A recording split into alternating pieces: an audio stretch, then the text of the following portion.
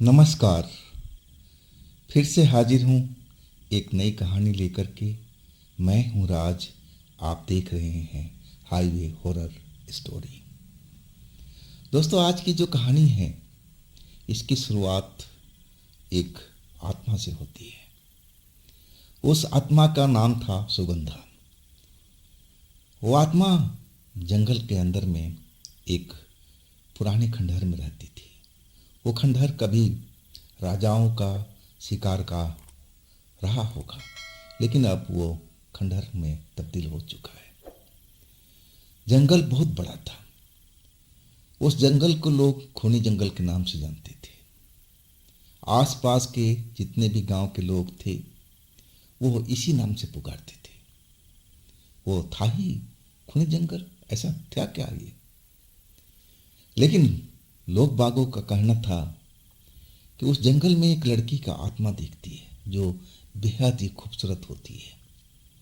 जो भी उस गांव के आसपास के लोग उस जंगल में किसी काम से जाते हैं, लकड़ी चुनने, शहद निकालने या फिर जड़ी बूटी चुनने के लिए, तो कभी कभी वो आत्मा लड़की की दिखाई देती है और वो आत्मा उनको पुकारती है कि रुको रुको रुको।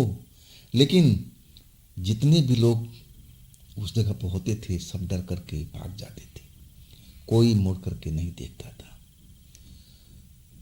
गांव का लोगों का कहना था कि जो आत्मा किसी भी इंसान को पकड़ ले तो उसकी मौत 1 महीने के अंदर में हो जाती है। इसीलिए गांव के लोग डरे रहते थे। वो जाते भी थे जंगल में तो अकेले नहीं जाते थे, झुंड में जाते थे। लेकिन वो शिकारगाह जो अब खंडहर में तब्दील हो चुका था उसके आसपास नहीं भटकते थे। और वो आत्मा जो लड़की की थी उसी शिकारगाह जो अब खंडहर बन चुका था उसके आसपास ही दिखाई देती थी। समय का चक्र चल रहा था।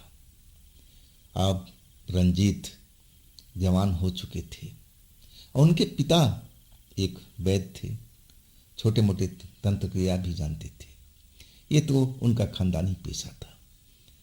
लेकिन मेन जो काम था उनका खेती बाड़ी का था। आय का जो साधन था खेती बाड़ी से ही चलता था। ये तो खानदानी पेशा था, सो किया करते थे रंजीत के पापा।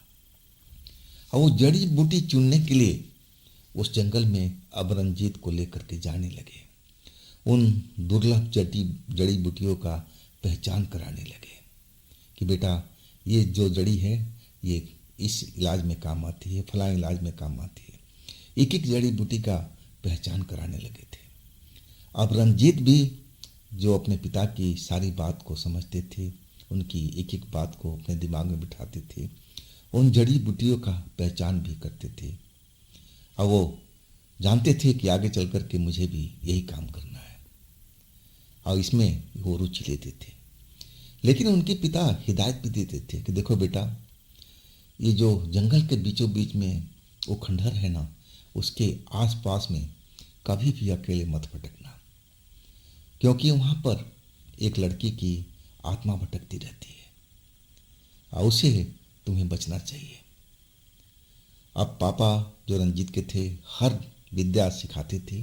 रंजीत राजी खुशी से सारे काम को सीखते थे, लगन से अपना। अब धीरे धीरे रंजीत बड़े होते गए, जवान भी हो गए थे। अब पिता उनका अब ज़्यादातर जंगल में जाते नहीं थे। सारा काम अब रंजीत ही करते थे, जड़ी बूटियाँ ले आना उनको। लेकिन कुछ ऐसी जड़ी बूटी थी जो सिर्फ रात में ही मिलती थी।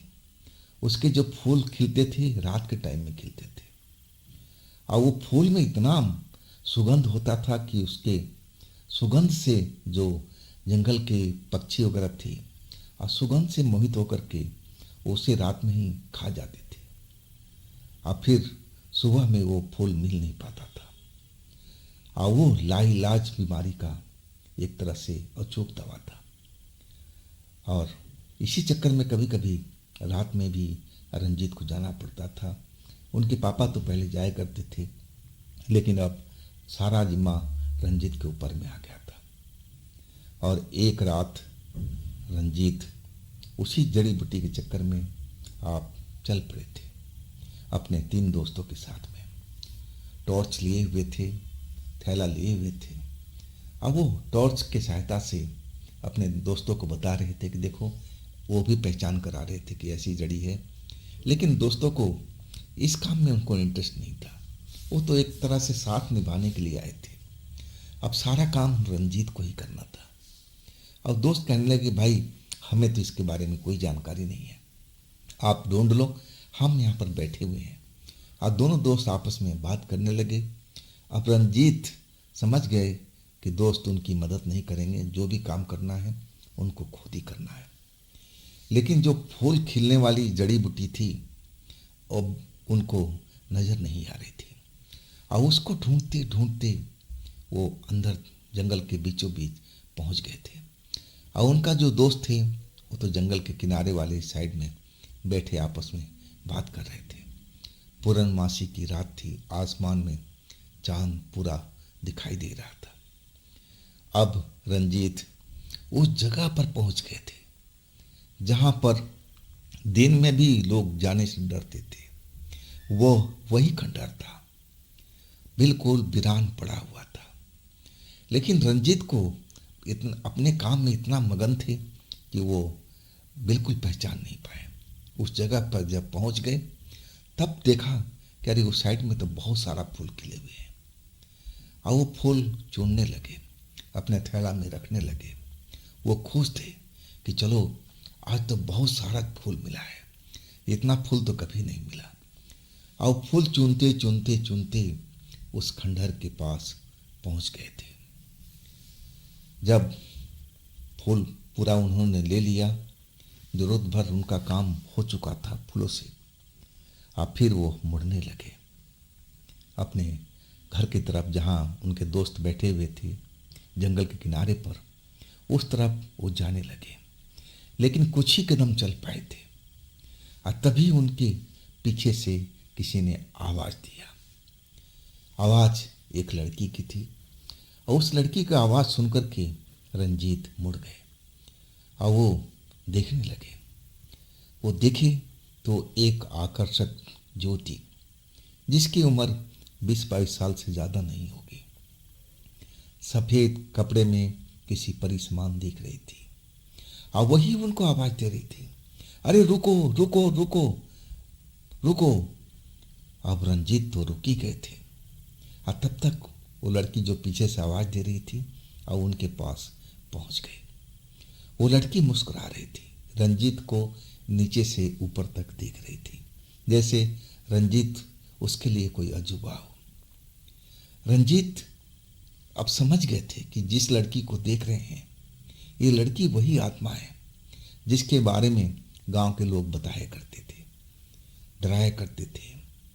उसके पिता ने इस लड़की के बारे में बताया था। तो आखिर वो इस जगह पर कैसे पहुंच गए? उनको तो इस जगह पर आना ही नहीं चाहिए था, लेकिन अब तो उस जगह पर अनजाने में पहुंच गए थे फूल को चुनते चुनते। और वो लड़की अब उनके सामने खड़ी थी। लड़की को इतना नजदीक देख करके रंजीत डर गए। सारा बदन उनका कांपने लगा सूखे पत्ते की तरह और वो समझ गए कि अब मैं बच नहीं पाऊंगा, ये लड़की जरूर मुझे मार देगी। अब गांव के लोगों के द्वारा उन्होंने सब बातें सुन रखी थी, तो डर लगना तो बिल्कुल जायज ही था। वो कांपे जा रहे थे और लड़की के बोल रहे थे कि अरे तुम मुझसे दूर रहो, तुम दूर रहो, तुम एक चुड़ैल हो, तुम एक आत्मा हो, तुम मुझे मार दोगे। लेकिन वो लड़की उनकी बात सुन करके हंसी जा रही थी। बड़ी मधुर आवाज़ थी और कहीं से भी नहीं लग रही थी कि वो कोई चुड़ैल है, कोई आत्मा है।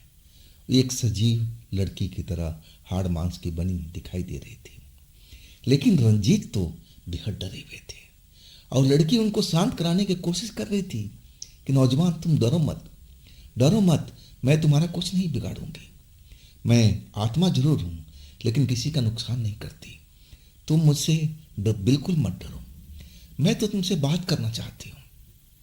बहुत जमाने के बाद मैं किसी नौजवान के देखी हूँ, तो तुम मुझसे बात करो, डरो मत, मैं तुम्हें कोई नुकसान नहीं पहुँचाऊँगी। लेकिन रंजीत एकदम डरे हुए कांप रहे थे और बार बार वही बात कह रहे थे कि तुम मुझसे दूर रहो, मुझे अपने घर लौटना है, मेरे दोस्त जंगल के किनारे इंतज़ार कर रहे हैं, मेरे जो पिताजी हैं वो मेरा इंतज़ार कर रहे हैं, मेरे परिवार के लोग इंतज़ार कर रहे हैं, मुझे जाना है।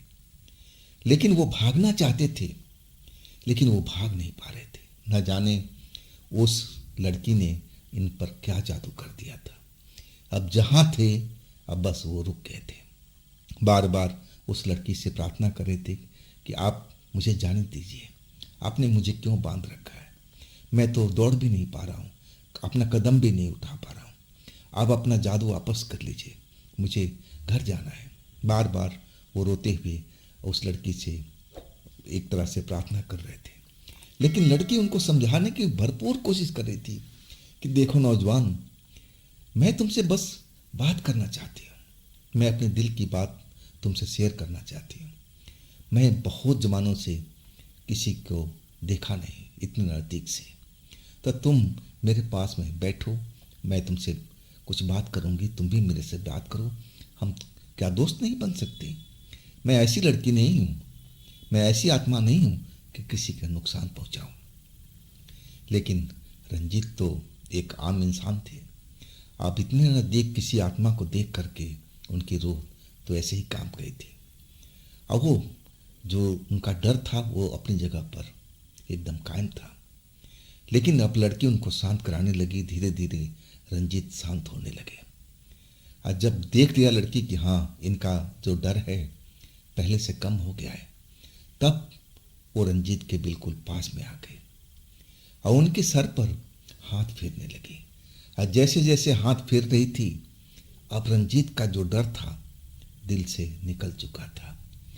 अब बिल्कुल अब उनसे बात करने की कोशिश कर रहे थे रंजीत, लेकिन मुंह से आवाज़ नहीं निकल पा रहा था कि बात करें तो क्या करें। वो लड़की बहुत ही खूबसूरत थी। वो तो जैसा सपना देखा करते थे कि कभी मेरी शादी हो तो मेरी पत्नी ऐसे ही हो, राजकुमारी की तरह हो, और वो बिल्कुल वैसे ही लग रही थी, उनकी सपनों की राजकुमारी। अब उनके मन से, दिल से उस लड़की ने तो डर निकाल दिया था। अब उस लड़की से वो भी बात करने लगे। अब पूछने लगे, तुम तो आत्मा हो, अब तुम क्या मुझे नुकसान नहीं पहुंचा सकती? मैं जानता हूँ तुम मुझे नुकसान पहुंचा दोगी। अब मेरे गांव के लोग कहते हैं कि जो आप किसी को देख लो, पकड़ लो, तो वो इंसान 1 महीने के अंदर मर जाता है। क्या मैं भी मर जाऊंगा ना? आपने मुझे पकड़ लिया है तो मैं अब बच नहीं पाऊंगा। तब वो लड़की जोर जोर से मीठी आवाज़ में हंसने लगी और कहने लगी, अरे नहीं नहीं नहीं, मैं ऐसा नहीं हूँ। गांव के लोग मेरे बारे में बहुत सारा झूठ फैलाए हैं, मैं ऐसी लड़की नहीं, मैं तो दुखियारी हूँ। ना जाने कितने सालों से इस जगह पर मैं बंदी पड़ी हूँ, इस जगह से मैं दूर भी नहीं जा सकती। एक शक्ति ने मुझे इस जगह पर रोक रखा है। अब मैं चाहती हूँ कि मेरा कोई मदद करे कि इस जगह से मुझे छुटकारा मिले, मैं इस जगह से मुक्ति पाऊँ। लेकिन जिसको मैं पुकारती हूँ वो डर के मारे भाग जाता है, मेरी कोई मदद नहीं कर पाता। लेकिन आज आप मिल गए हो, तुम मिल गए हो, तो तुम क्या मेरी मदद करोगे? तब रंजीत ने पूछा उनसे कि कैसी मदद? मैं एक तो आम इंसान हूँ, आम इंसान मैं हूँ, एक लड़का हूँ, अब मैं भला आपकी मदद क्या कर पाऊँगा? मैं तो कोई तांत्रिक नहीं हूँ, ना कोई ओझा, ना ज्ञानी, मैं आपका लिए कुछ भी नहीं कर सकता। लेकिन वो लड़की कहने लगी कि नहीं, आप कर सकते हो, आप कर भी लोगे। अब फिर वो लड़की उनसे बात करने लगी, उनको एक तरह से अपना दोस्त बनाने की कोशिश करने लगी ताकि रंजीत डरे नहीं, उनसे खोल करके बात करे। अब फिर उनका हाथ पकड़ करके उस खंडहर की तरफ ले चले। और रंजीत को डर लग रहा था कि उस खंडहर में क्यों लेके जा रही है, क्या वो खंडहर में ले जा करके उसे मार देगी, इसी वजह से डरे हुए थे। अब रंजीत अब पीछे पीछे, लड़की आगे आगे, लड़की ने रंजीत का हाथ पकड़ लिया है और वो बातें करते हुए उनको बहलाते फुसलाते ताकि रंजीत डरे नहीं। और उस खंडहर में लेके आई। आज जैसे ही खंडहर में लेके आई, लड़की ने अपने हाथ घुमाया तो खंडहर अब एक जो सुनसान पड़ा था खंडहर जैसा दिख रहा था, अब एक रहने लायक जैसा घर जैसा बन गया था। उसमें हर सुख सुविधा अब मौजूद थी। अब ये सब देख करके रंजीत अचंभे से हर तरफ देखने लगे। अरे ये तो खंडहर था, अरे ये कैसे मकान में बदल गया। वो लड़की मुस्कुराते हुए कहने लगी कि ये सब मेरे हाथ का जादू है, तुम घबराओ नहीं, मैं तुम्हारा कभी बुरा नहीं करूँगी, तुम अब मेरे दोस्त हो, तो आओ इसी बहाने हम लोग कुछ खा पी लें। अब फिर वो तरह तरह का व्यंजन अपने किचन में जा कर के जो कमरे के अंदर में था और वो बनाने लगी और रंजीत को खिलाने लगी। वो व्यंजन रंजीत को बहुत पसंद आ रहा था। ऐसा स्वादिष्ट व्यंजन तो कभी उसने खाया नहीं था। अब खाना तो खा लिया था और खाना खाते ही रंजीत को नींद आने लगा। पलंग बिछा हुआ था, अब घर तो बन ही गया था, वो रहने लायक पलंग भी था और वो पलंग पर बैठ गए। अब बैठते ही उनको नींद आने लगा। अब फिर उसी पलंग पर वो लुढ़क गए, नींद में चले गए थे।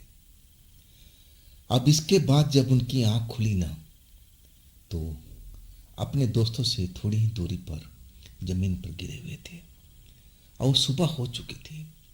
आज जिस जगह पर दोस्त बैठे हुए थे अब वो दोस्त वहाँ पर नहीं थे, मतलब वो घर जा चुके थे। और जो फूल उन्होंने इकट्ठा किया था उससे ज़्यादा फूल उनके थैले में भरा हुआ था और कुछ ऐसा भी फूल था जो आज तक उन्होंने देखा नहीं था और उसमें कुछ सोने की असरफियाँ भी थी। अब ये सब देख करके जब नींद खुला, सब कुछ देखा अपने आसपास के माहौल में, तो अचंभे में रह गए थे। उनको लगा कि ये कोई सपना होगा, ये जरूर कोई सपना देखे होंगे। वो जंगल में थक करके या कहीं सो गए होंगे और तभी ये उनको ये ड्रीम आया होगा। लेकिन जब वास्तविकता उन्होंने देखा कि अरे नहीं, ये तो ऐसा हो नहीं सकता। अब तो थैला फूलों से भरा हुआ है और वो भी ऐसे ऐसे उसमें फूल थे जो कभी उन्होंने देखा नहीं था और उसमें सोने की 5 असरफियाँ भी रखी हुई थी जो काफ़ी कीमती थी। थैला उठाए और जल्दी से अपने घर की तरफ भागने लगे और वो आधे रास्ते में थे तभी पिता कुछ लोगों के ले करके हाथ में डंडा उंडा ले करके और उनकी तरफ आ रहे थे। जब पिता पुत्र दोनों रास्ते में मिले तो पिता डरे हुए दिखाई दे रहे थे। पूछ रहे थे रंजीत से कि रंजीत, कहाँ रहे तुम रात भर जंगल में? तुम्हारा दोस्त आकर के बताया कि वो जो चुड़ैल है आपको पकड़ लिया है। वो काफ़ी करीब गए थे तुम्हें ढूंढते हुए और तुम्हें उस लड़की के साथ में देखा था बात करते हुए, और वो जब भागने लगे तो एक जगह पर बेहोश हो गए थे दोनों को दोनों। इसके बाद जब उनको होश आया तो सुबह हो चुकी थी और गिरते पड़ते भागते हुए तो वो जंगल से निकल गए थे और आके हमें घर पर बताया कि आपका बेटा उस चुड़ैल के हाथों लग गया है, अब वो बच नहीं पाएगा। हो सकता है कि रात में चुड़ैल उसे कहीं मार न दिया हो। हम लोग तो पूरा परिवार डर गए थे बेटा। क्या सचमुच में तुमने उस चुड़ैल को देखा था, उस आत्मा को देखा था? तब रंजीत धीरे से कहने लगे, हाँ पिताजी, मैंने देखा है। मुझे लगा कि ये कोई सपना है, लेकिन पिताजी शायद वो सपना नहीं था। मेरे दोस्तों ने जो देखा था शायद मैं उसी लड़की के पास में होगा। मुझे तो यकीन भी नहीं हो रहा है कि मैं उस लड़की के इतने नज़दीक पहुंच गया था। अब फिर एक एक करके सारी बात बताने लगे और वो अपना थैला भी दिखाए। उस थैले में जब वो फूल सब देखे तो पिता चौंक गए थे। वो तो एक तरह से बहुत ही दुर्लभ जड़ी बूटी थी जो पिता उनको ढूंढते रह गए थे और वो कभी मिलती नहीं थी, कभी मिलती भी थी तो बहुत मुश्किल से। और उसमें सोने की 5 असरफियाँ रखी हुई थी। ये तो कमाल की बात थी। असरफियों का कीमत बहुत काफ़ी था। अब थैला लिए और वो सारा लोग गांव लौट गए थे। गांव में पिता उनके डरे डरे दिखाई दे रहे थे कि इस लड़की ने, आत्मा ने मेरे बेटे को तो पकड़ लिया है, कहीं इसकी मौत ना हो जाए 1 महीने में। इसी चिंता में डूबे जा रहे थे। घर में रोना पीटना शुरू हो गया था। परिवार के लोग सब डरे हुए दिखाई दे रहे थे। आस पास के लोग भी डरे हुए थे कि अब गांव वालों का धीरे धीरे नंबर आ रहा है। वो लड़की पहले रंजीत को पकड़ा है, ना जाने अब किसकी बारी होगी। अब तो यहाँ पर मौतों का सिलसिला शुरू हो जाएगा। पहले रंजीत मरेगा, इसके बाद में बाकी लोग, बाकी लड़के उसकी पकड़ में आते जाएंगे। अब तो उसने रंजीत का खून का स्वाद ले लिया होगा। अब वो गांव के लड़कों को, जवान लड़कों को छोड़ेगी नहीं। तरह तरह की बातें अब उस गांव में चलने लगी थी। लेकिन रंजीत जानते थे कि वो लड़की कोई आत्मा नहीं है। जो भी उनको याद आ रहा था तो समझ रहे थे कि अगर वो कोई चुड़ैल होती तो उनको छोड़ क्यों देती। इतने सारे फूल उसने दिए थे और वो तो मदद मांग रही थी। कैसी मदद, लेकिन उसने कुछ बोली नहीं। अब यही सब अपने माता पिता को बता रहे थे, समझा रहे थे कि पापा मम्मी आप लोग डरो नहीं, वो कोई शैतान आत्मा नहीं है, वो एक अच्छी भली मुझे लड़की दिखाई दी थी। अगर वो मेरा बुरा चाहती तो अब तक वो मुझे कभी का मार दिया होता। 1 महीने के क्यों इंतजार करेगी? आप लोग खामखा डर रहे हो। वो मेरा कुछ नहीं बिगाड़ेगी। वो तो मेरी दोस्त बनने की एक ख्वाहिश कर रही थी। वो मुझे प्रार्थना कर रही थी कि आप मुझे मैं हम दोनों दोस्त बन जाए। अपने पिता और माता को समझाने लगे थे, लेकिन उनकी बातों का कोई भी माता पिता पर प्रभाव नहीं पड़ रहा था। सब लोग डरे हुए थे। आप उनके पिता ने अब रोक लगा दिया कि देखो बेटा, अब तुम गांव से बाहर उस जंगल की तरफ नहीं जाओगे। अब रोक लग गई तो अब रंजीत थे घर के आसपास ही रहने लगी, अपने दोस्तों के पास गांव में खेलते और फिर अपने पिता के काम में मदद करते। अब पिता उनके तंत्र का ज्ञानी भी थे, तो अपने बेटे के लिए एक उन्होंने ताबीज भी बनाया। और ताबीज जो एक रक्षा कवच थी, जो बुरी आत्माओं से बचा के रखने वाली थी, और उनके गले में डाल दिया। अब उनको ये मानना था कि रक्षा कवच अब गले में पड़ गया है, अब भला ये लड़की क्या बिगाड़ लेगी।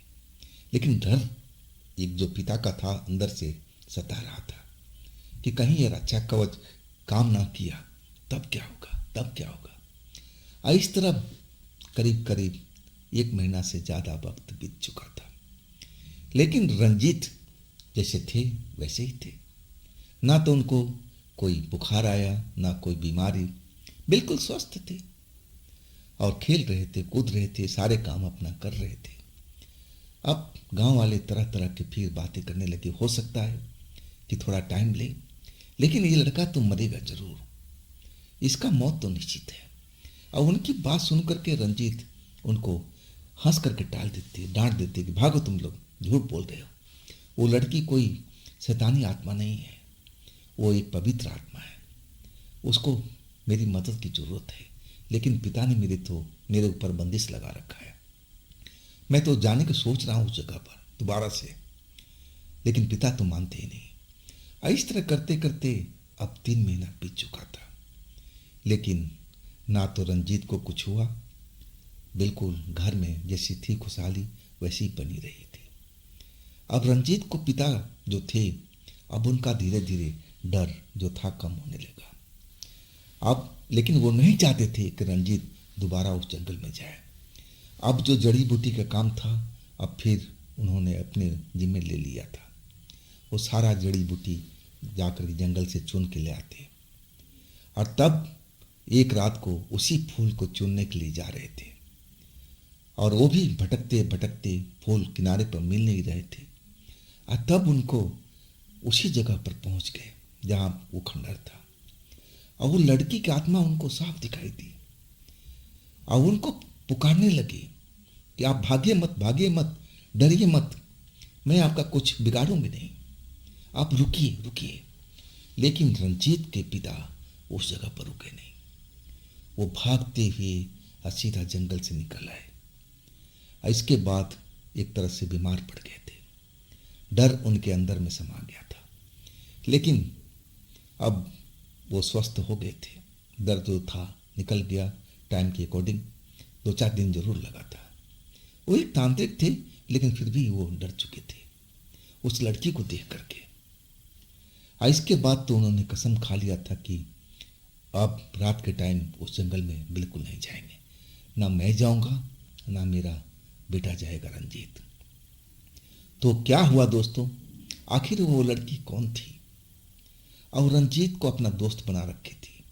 क्या रंजीत फिर उस जंगल में जाएगा अपने मित्र से मिलने के लिए, जो उसे अपने सपनों की राजकुमारी लग रही थी? तो ऐसा क्या संभव हो पाएगा? क्या दोनों फिर मिल पाएंगे? ये सब अगले भाग में मैं आपको सुनाऊंगा। और ये कहानी अभी तक का आपको कैसा लगा, आप ज़रूर कमेंट में बताइएगा। मुझे आपकी कमेंट की बिल्कुल बेसब्री से इंतज़ार रहेगा। तो दोस्तों, इस चैनल को आप अपना ही समझिए। इसको आपकी प्यार की बहुत ही ज़रूरत है। तो इसको लाइक कीजिए, सब्सक्राइब कीजिए, शेयर कीजिए। और फिर हम मिलते हैं अगले रोज एक नई कहानी में, इसकी अगले भाग में। नमस्कार।